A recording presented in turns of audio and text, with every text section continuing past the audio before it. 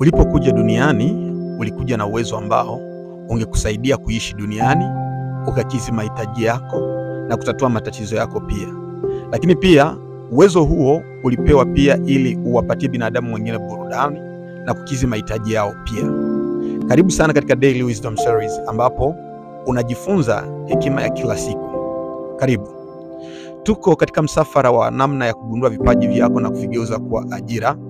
Na tuko tunazungumzia aina 9 za akili kama zilivyozungumzwa na Howard Gardner miaka ya 1980 hadi miaka ya 1999.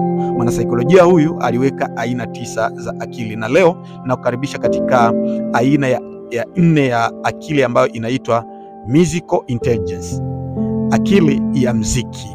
Umeshawaona wanamziki, labda wewe mwenyewe unaimba, au labda ungetaka mwanao awe mwimbaji, au wewe mwenyewe ungetaka kuwa mwimbaji tangu sasa. Lakini ikoje akili ya wanamziki?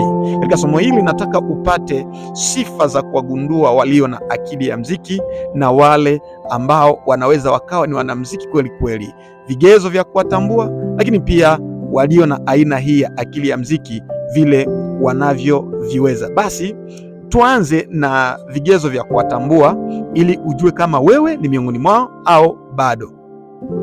Kwanza, walio na aina hii ya akili wana uwezo wa kutambua tofauti za sauti hata katika kwaya ya watu wengi. Mara nyingi unaweza ukamsikia kila mara anasema kuhusu sauti za waimbaji, mara unamsikia anasema sauti ya kwanza kwenye kwaya fulani huwa haifanyi vizuri kabisa, na ubora wa kwaya fulani katika sauti fulani unakuwa ni wa juu sana kuliko kwaya nyingine fulani. Au utamsikia mara nyingi analinganisha mwimbaji na mwingine, tena kitaalamu sana, na sio tu kwa vigezo vya kishabiki tu, lakini utamsikia kwamba huyu jamaa anajua.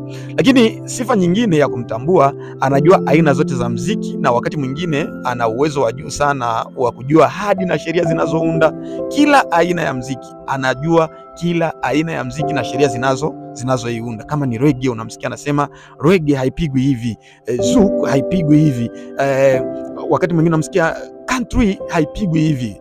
Yani kila aina ya mziki anakupatia tofauti zake kabisa, na unaona kwamba huyu anajua.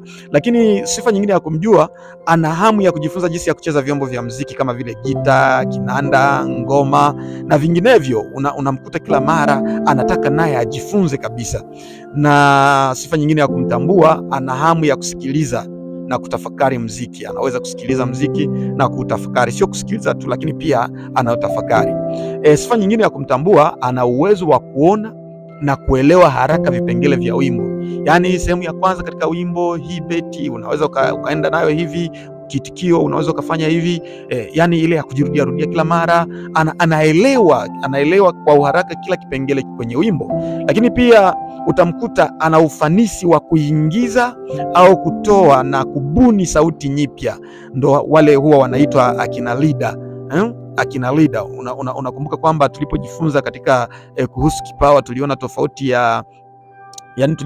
kati ya mtu aliye na kipaji cha uimbaji na aliye na kipawa cha uimbaji. Hivi viwili tuliona kwamba vinaendana kabisa, na akili husika ndiyo hii tunayoita akili ya mziki. Hasa walio na aina hii ya akili, ninaweza kukuambia baadhi ya kazi wanazoweza kuzifanya ili uanze kujipanga vizuri, ikiwa umejigundua una zile sifa miongoni mwa zile sifa tulizozitaja hapo chini. Usahau, miongoni mwa watu walio na akili ya mziki, kila mara wanaanza kuimba, kila mara wanaimba, kila mara wakati mwingine mnawafukuza, unasema unatufanya kelele bwana, kila muda wewe unataka kuimba. Yani hiyo ni sifa mojawapo na ni kigezo mojawapo cha kumjua mtu aliye na aina hii ya akili. Sasa kazi wanazoweza kuzifanya watu kama na hawa, wanaweza wakawa ni wakaguzi wa mziki. Mkaguzi tu mzuri wa mziki, ukitaka kufanya mashindano ya mziki, unaweza kumwita yule mtu na akafanya vizuri ulinganifu kati ya mziki na mwingine, kati ya mwimbaji na mwingine. Lakini pia wanaweza kuwa waandishi wazuri wa nyimbo, wanaweza pia kuwa wanamziki, lakini pia wanaweza wakawa ni walimu wa mziki. Na kazi nyingine wanayoweza kuifanya ni wataalamu katika kutumia vyombo vya mziki. Unamkuta tu wakati mwingine hajui kuimba, lakini akigusa chombo cha mziki au akisema tu anaanza kuimba, sauti yake mbovu sana, ila akigusa chombo kama vile gita, anachukua kinanda akapiga pale, anacheza, unaona anaicheza vizuri sana. Lakini yeye pia ana aina ile ya akili. Angalisho, akili ya wanamuziki haijamaanisha kwamba kila aliye na aina ya wanamuziki lazima atajua kuimba. Hapana, anaweza akawa ni mwalimu wa nyimbo ila sauti yake si nzuri. Anaweza akawa ni mwalimu wa kucheza vyombo vya muziki ila sauti yake sio nzuri katika kuimba. Ina maana anaweza kuwa pia mkaguzi wa muziki, si lazima tu awe ni mwimbaji. Sijui kwamba wewe una aina hii ya akili, au je, ungetaka kuwa mwimbaji au mojawapo wa kazi hizi ambazo nilizozitaja, ambazo yule aliye na akili hii, aina hii ya akili ya muziki anaweza kuifanya? Mimi nitafurahi kusoma kwenye comment. Uniambie unakwama wapi na nini kinachokusumbua ili usianze. Nitafurahi kusoma kwenye comment. Usahau kusubscribe, like na kushare ili wa kwanza kupata masomo yetu. See you. Lakini jifunze.